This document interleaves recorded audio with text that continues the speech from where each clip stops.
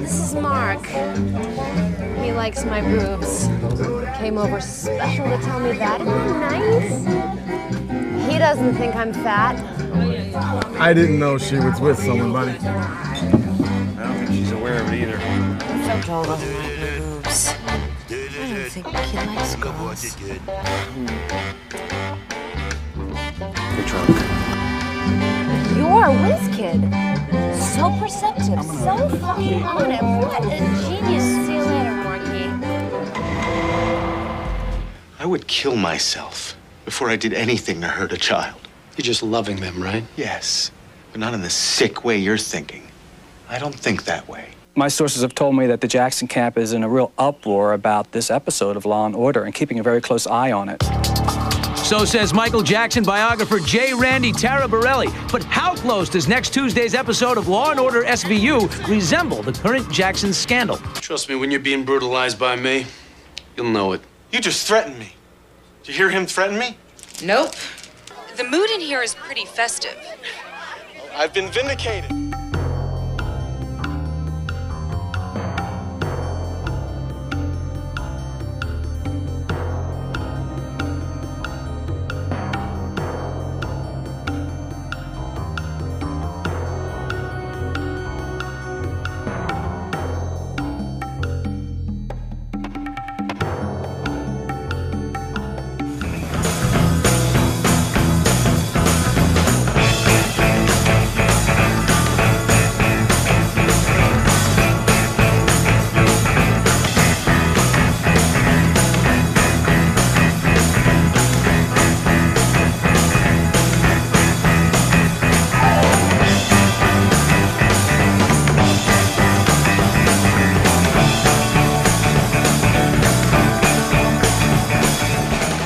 Like I said, we're looking for a girl. Black hair, dark eyes, pale complexion. Bless you is my woman, now and forever. Just let them go, and then you know I will give to you what rightfully is yours. Peasants and peons of Wonderland. I address you as your glamorous and glorious leader. When I say, get out my frickin' way! Now, I would like to go to the garden. Get out of my way. Where'd you... No, I just canceled that. That's strange, Will, because you told me it hasn't even been scheduled yet. Yeah, but you see, we were gonna do... Oh, man. It's off, I swear it's off. I feel like it's only a matter of time, you know, until I'm infected. And then when that happens, death will come quick. Let me know when it's completely reattached. Hi, how you folks doing today? My name is Sean. I'm going to be your waiter this afternoon. And this is my trainee Trey, who's going to be helping me out a little bit. Hi, how you doing? Can I start you both off with something to drink? Why couldn't you have loved me for who I am? Not a chick, but not a dude. I am neither, neither, either. Not man, not woman. Family values must be saved. But enough about me.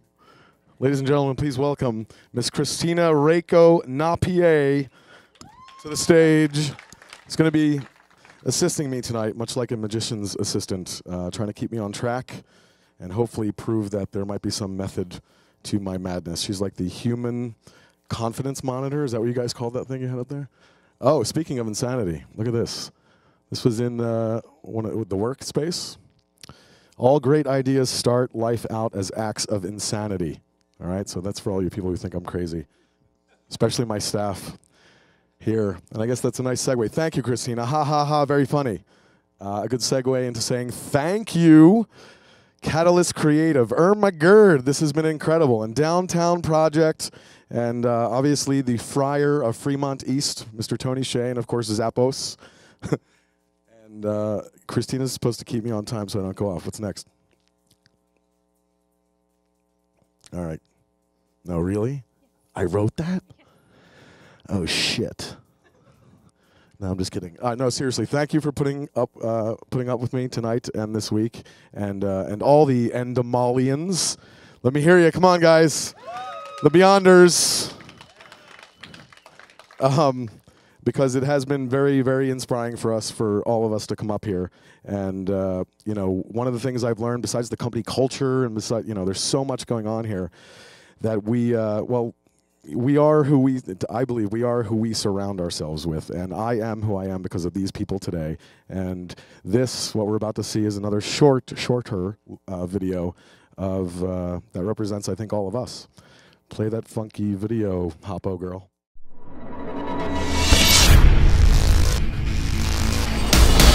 This business is not for the weak of heart.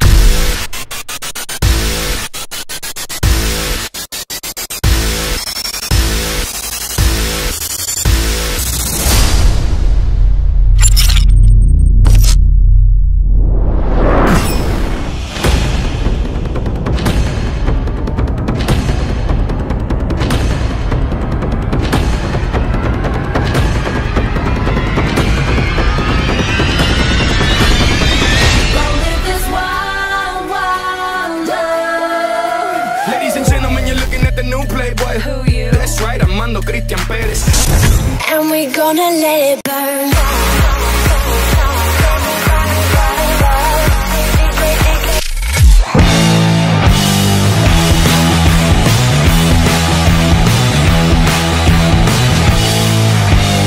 They say I'm too young from a silver tongue, like creating a monster. What have I done? You think it's over? Like Kobe, I bounce back. When I rap that, I'ma make him clap back.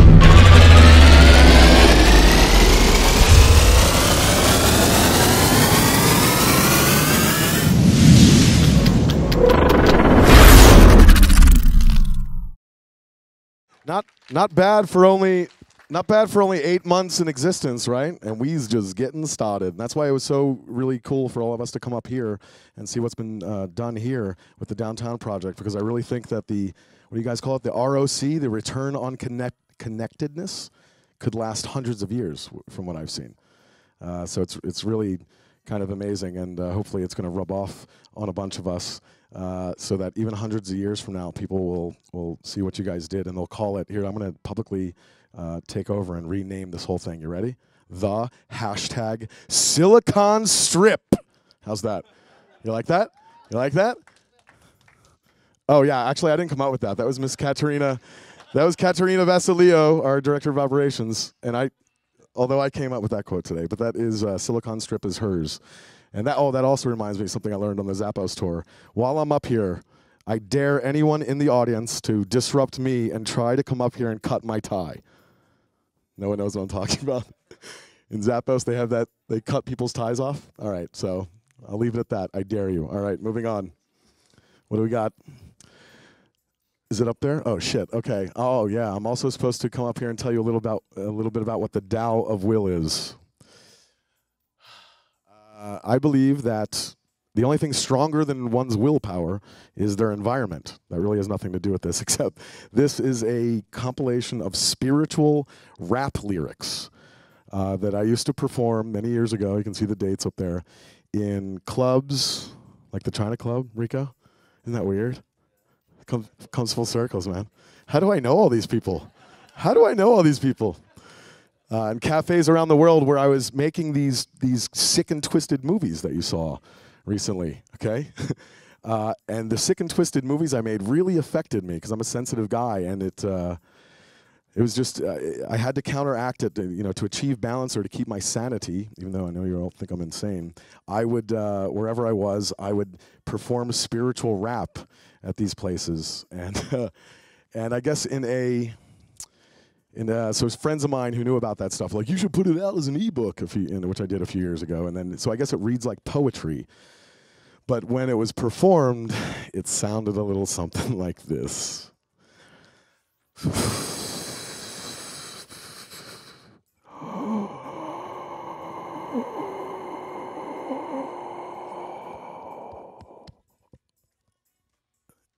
Self, be your lantern and self, be your guide. In the general flash of noise, I see the void before your eyes.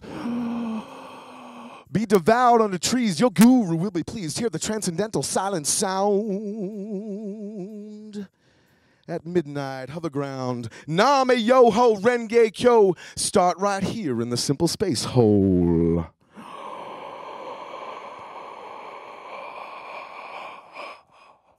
No cares in the open, no walls closing in, no restless mental searching.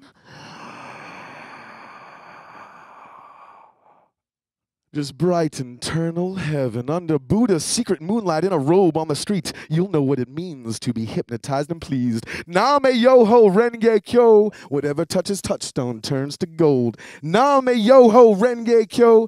Heard from the lips of a realized soul.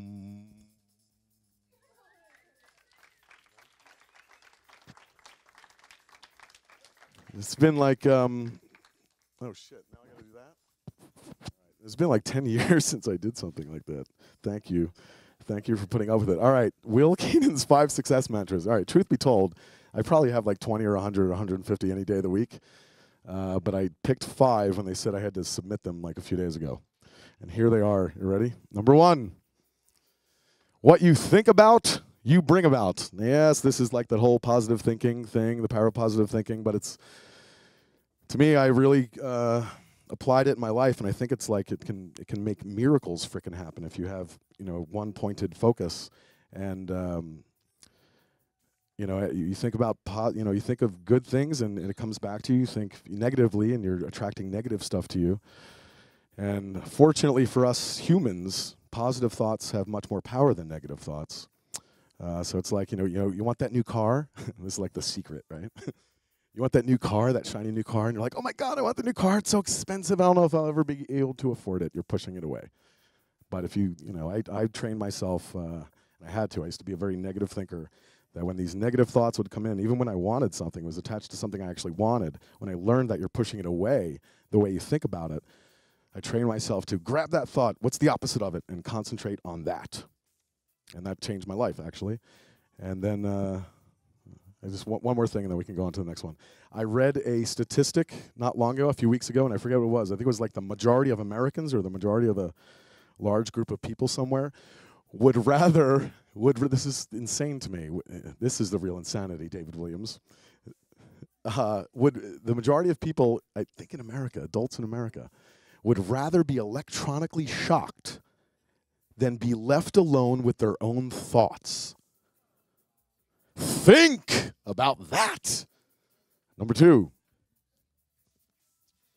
if you want someone to do something, you have to get them to want to do it, right? Most people, unless they're the Buddha, they're motivated by self-interest and ego and fears and insecurities and all sorts of stuff. So, and in most cases, to get anything done in the world, we need to do it with other people. We need to elicit people's help. We need to inspire them to be a part of it, or vice versa. So you can't just walk into someone's office and, in your own kind of head and insecurities, like, oh my God, I really need you to do this right now, right? First of all, try not to say I, say we, or ask a question.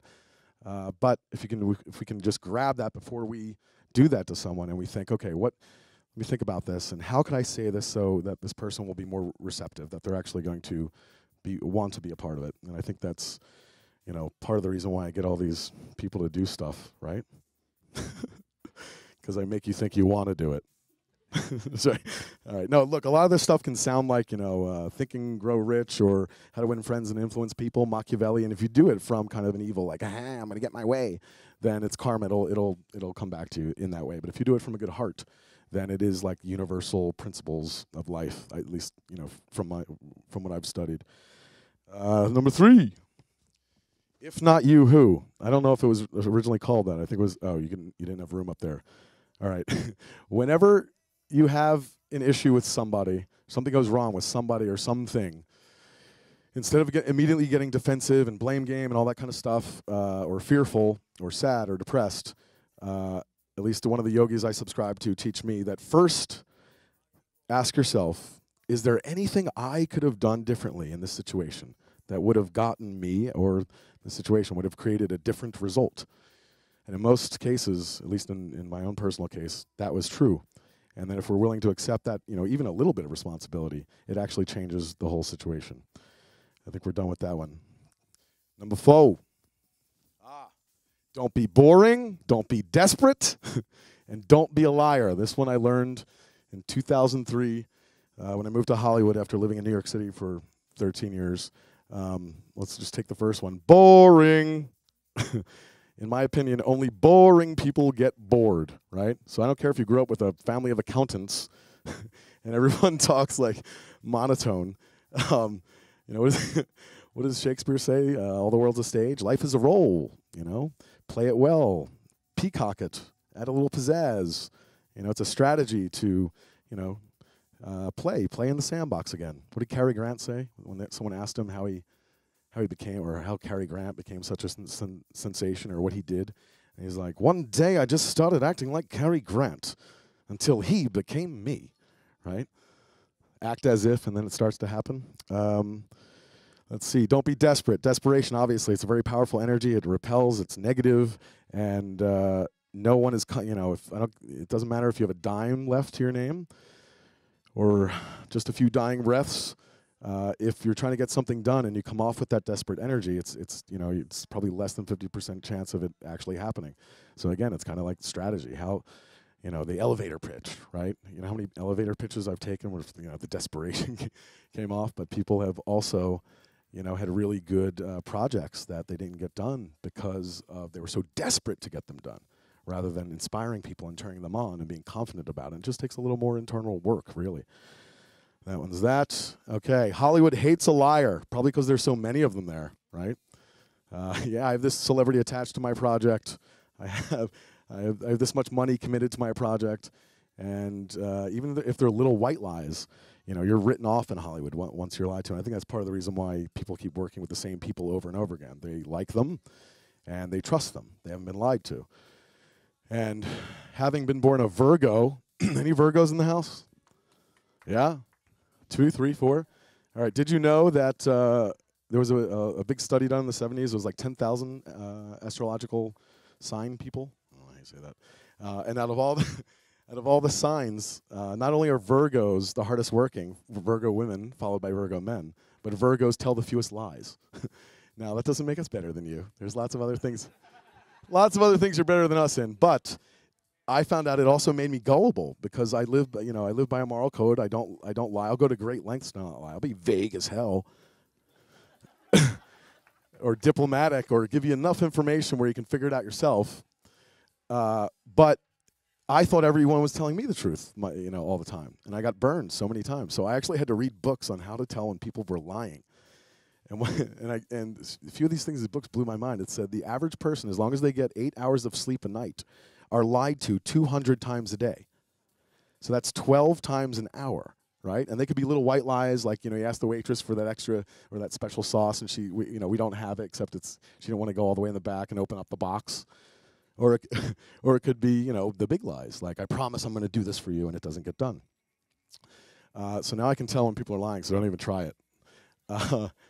But also, now this other thing I read about, which also blew my mind, is that they now have the scientific instruments to detect what happens when people are talking. So if Christina and I were sitting next to one another and I were attached to these instruments and she lied to me and I just started working with her, I have no reason to believe she's a liar yet, and she lied to me and I didn't know it. I just took, for truth what she had said to me, but I was actually lied to. The instruments could detect my muscles going weak for a quick second, right? So remember, those times when people tell you something, they're like, really? Wow, that's so weird. And they're lying, some of them are lying to you, but you believe it, but just doesn't feel right. It's because your muscles are going weak. It's an energetic thing. And I guess the flip side is that they've also proven this, that if I'm walking down the street and I see two people across the block hugging, it releases serotonin, the good stuff, in my own brain, right? So it's this metaphysical energy thing. Whoa, we're getting really fruity metaphysical here. I think that's all we're going to talk about, the Hollywood liars. Let's move on to number 5, finally. No, 4, 5. Anyone can say or do anything to you, but you still have a choice as to how you react to it, how you choose how to feel about it. And I learned this one after I spent $100,000 at NYU to be a schmacter, because I did a lot of theater at first. I'd be on stage, and I realized that if the audience really bought into my character and the truth of my character, it's because I bought into it, right? And I would take on these emotions and these thoughts and these character traits, and I believed it, and they believed it, and there was an energetic transference there. So it made me realize that every thought I had was actually a choice I made, right? If I could control my emotions on stage, I can control them in the office. I could control them, maybe not right here. I'm a little crazy right now. So yeah, about mastering yourself, and look, it's hard because most of the, it's ever since I've been trying to live by this. When I hear people say like, well, when you said that, you made me feel like this, and I'm like, no, that's your choice. I'm not trying to hurt you. So yeah, it's not the easiest to put into practice. It takes a little while. But just like a computer, you get a manual, try to figure out the manual of your brain and your emotions.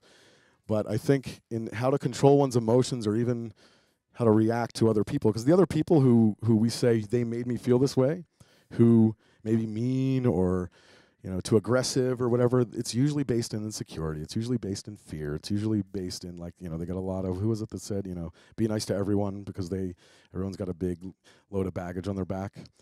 So instead of reacting to try to master ourselves a little more and kill them with kindness, so to speak. But I do believe that the universe or the source or God, whatever you want to call it, gave human beings at least 3 things that immediately make us feel better, no matter what happens. And one is laughing. Laughter heals all wounds. It's the medicine. Have a good laugh. You always feel better after a good laugh. Someone makes you laugh. Number 2, crying. And this is for the gentlemen out there. Crying. Who doesn't cry and have feel better afterwards, right? So I now make myself cry on purpose. I really do. And I get it out there, and I always feel better afterwards. And in fact, when something really bad happens, or at least in my mind, because I'm a sensitive guy, and I really get sensitive when I think people are upset with me, especially if I didn't do something that I was like, ha ha ha, I take it all too hard. And the only thing that's ever worked, obviously trying to get out of it, making excuses, defenses, or ignoring the situation, none of that stuff worked until I started learning some of these principles. And I now go into my room, I close the door, and I chant and rock for a few minutes, and then I cry my heart out. And I take all the blame, and I say I'm sorry to whoever, in my head, to whoever it is, and I really get into it. It could take 2 minutes, 20 minutes, or 2 hours, and I just let it I just let it all out. And I cry it out, and I feel better, but towards the end, I'm just like, and whatever happens, I'm cool with, man. Thy will be done. The universe's will be done. And inevitably, it's like almost like clockwork. And this is where you're going to think it's really weird, but a phone call, an email, something happens within minutes after I do this, and everything's okay. Something else changed, to change the situation. So that's one of the other big ones for me. And I think we're done with that, yes? Oh, boy, here we go. I bet you think this is turning into a Sunday sermon. And I'm sorry you feel that way, but if you were to search #Sunday sermon on Google in quotes, because you get the best search results that way, I think a lot of stuff would come up. But then there's some of my stuff that comes up, and it's something I've been doing for a few years because I try to put good messages out there into the world, and at least once a week. And going through writing these Sunday sermons I do, it's kind of like a social media series I do. Diving deep into it actually helps me, and some of the people from my former life, from all those crazy movies, when I started doing these a few years ago, they thought it was a joke. They thought I was just being cynical until they started coming every week, and they knew I was serious about it. And then it kind of took on not a life of its own. It has its own little fan club. People are saying like, "Oh, I wait for them every week now." I'm like, "Great." And 2 weeks ago, someone was saying I read them aloud at dinner, at the dinner table. And I was like, "Wow." Because they help me, and if they help someone else, I feel even better, right? So, and this is how, all right, one of the Sunday sermons from a little while ago that I let Christina pick. I said, which one do you like the best? And it is this one. Sing songs that none have sung. No matter what you are doing, keep the undercurrent of happiness. Learn to be secretly happy within your heart in spite of all circumstances. If you possess happiness, you possess everything. Move on your path with unflinching determination, using all the attributes of success. Tune yourself with the creative power of spirit. You know, many people excuse their own faults, but judge other persons harshly. We should reverse this attitude by excusing others' shortcomings and by harshly examining our own. And he, she is the wisest who seeks the divine. He, she is the most successful who has found it. That reminds me of the Bible of the East, the Bhagavad Gita. Anyone know it? My favorite line from that is, out of 1,000, only one seeks me, meaning the divine. And out of 1,000 who seek me, only one finds me. It's the ultimate hero's journey, ladies and gentlemen. All right, next. What are we doing now? Uh-oh, that's my wife. All right. Now, I came out with these a few years ago, and these are women approved. Women are like, yeah, that should work if just the boy would do it. And my wife and I have been married for 11 years, together 14, and these are my 3 secrets to a long, successful relationship and or marriage. Number 1, do something together once a week that's not a date, though feel free to go on a date, but is more something neither of you have done before. And each week you could, pick and don't tell the other person, and they find out it's an adventure. But preferably where you're learning something. It could be a tango dance class, a pottery class, or a real estate seminar, a coding thing. Preferably where there's other people in the room, so that you're forced to rely on one another, right? And you'll see if you do that, it eliminates that one big fight a week that most couples have. So far, so good. And number 2 is more of a realization, and it is that whoever you're with, like Christina, you have a boyfriend, right? And Christina, if she were to list all her likes and dislikes in this laptop, it might take up 5 laptops. Maybe the same with her boyfriend. And there's no way they're all going to line up, right? Perfect match. Not in today's world, especially Westerners who grow up with all these likes and dislikes. So unless, Christina, you practice a little detachment like the Buddha, you're half Asian, right? You're not leaving room for the other person in your life. Okay? So, that's the ideal. With my wife and I got rid of all my likes and dislikes, and she didn't get rid of any of hers. So she's like, we're going to paint the house white inside and out. Okay, honey. we're gonna be vegans at home. Okay, honey. We're going to listen to this music at home. Okay, honey. I'm not a henpecked husband, but I'm just cool with everything now. And so yes, I married up. She rules me.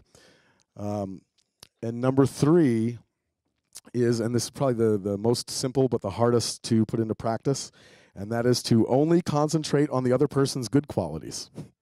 Seems very simple. When you first start dating someone, it's like that blind love eros the first 6 months, or even their faults are so cute. Oh, I love it when he picks his nose at dinner, right? 6 months later, it's like, oh, God, if he does that again. So 6 months later, when he does that, oh, God, he does that, but he's so nice when he's walking old ladies across the street. To immediately, whatever's pissing you off about them, to think of one of their good qualities, and if you can, all day long, train your brain to only concentrate on the other person's good qualities. Long-lasting marriage. How do you think my wife puts up with this? She didn't do that. All right, what's next? Are we almost done? Wait, go back! All right. Wait, go back! Jesus, what are you doing?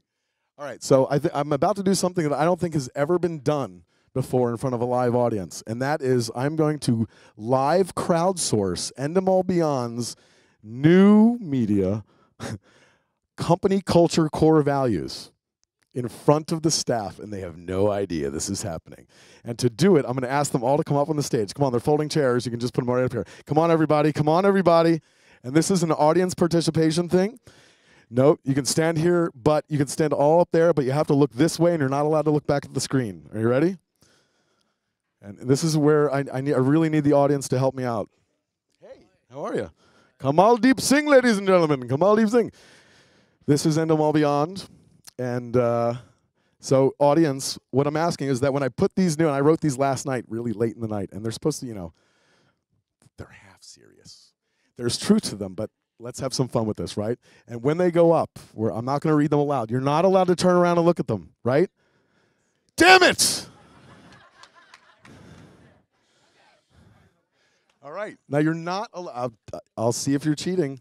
All right, so audience, when they go up, I wanted them one by one. I'll say, all right, audience, what do you think about number 1? Either thumbs up, thumbs down, or tell me how to change it. You ready? Throw them up.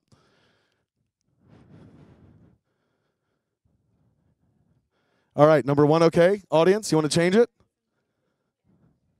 Huh? No? You don't like it? It's good. Audience says number 1's good. Don't look. Number 2.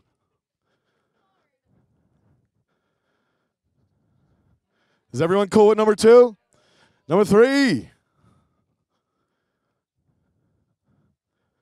Number 3 is really just like, get over it and let's try again, right? Right? Are we cool with number 3? Number 4.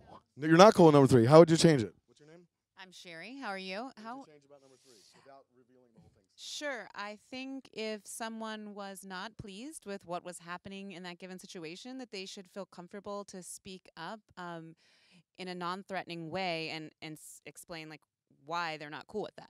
Okay. So there should not be any repercussions for that either. So it's like sort of open and honest feedback. Sorry. Agreed. Audience? All right. Okay, see, still work to do. We're crowdsourcing this. And number 5. Oh, wait, 4. All right. What do you guys think of number 4? Yeah? All right, we're good with number 4? Number 5.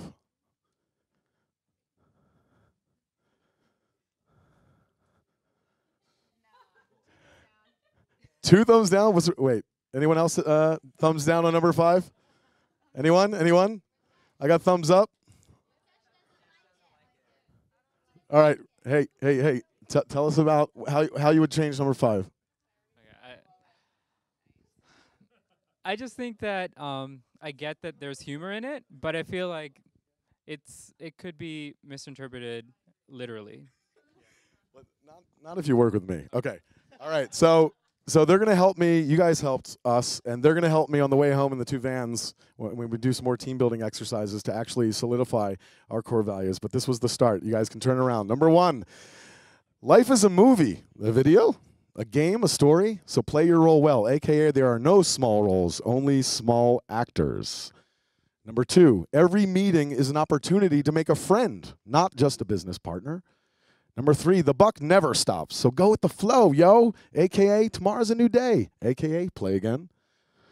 Number 4, keep calm and don't start freaking out, either in your own head or in public. Instead, just get shiz done, please. Number 5, do you, as long as you get shiz done, or do the boss and help get his shiz done. Or instead, hashtag job opening, a.k.a. just please get the right shiz done. All right, and that's what we have for our core values. Thank you. What? Yeah, all right, put that one up. I know we're running out of time. Everyone wants to go eat. I was going to lead everyone in a quick meditation session. We're not going to do that, but I can say I feel like meditation personally saved my life. And this is yoga in our office. The hashtag digital divas. Meditation, I think, personally saved my life. And there's one more statistic I want to give you, is that they had these scientific instruments, and that they can tell what's going on in the brain during meditation. And I forget what university it was. They asked the Dalai Lama to provide like 10 of his monks, 30 monks that have been meditating for over 10 years regularly. And what they found is that on average, someone who's been meditating for 10 years or more regularly has almost 70% more gray matter in their brain than the normal person who doesn't meditate. Now, we can't even conceive of what that means, right? But it's got to be good. I mean, they're probably like seeing like the Matrix stuff. Everything's lit up and so forth. All right, so we're not going to do that. But what are we going to do? Which one? All right.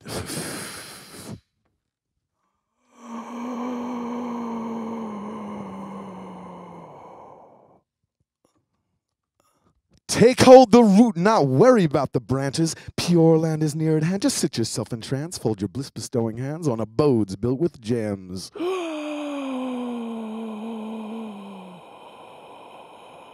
Eminence is silence. Ignorance is prince. Phantoms in the mind prove the essence of existence. One without a second in a minute, spirit spark. Empty out the knowledge. Enjoy the nectar in the dark.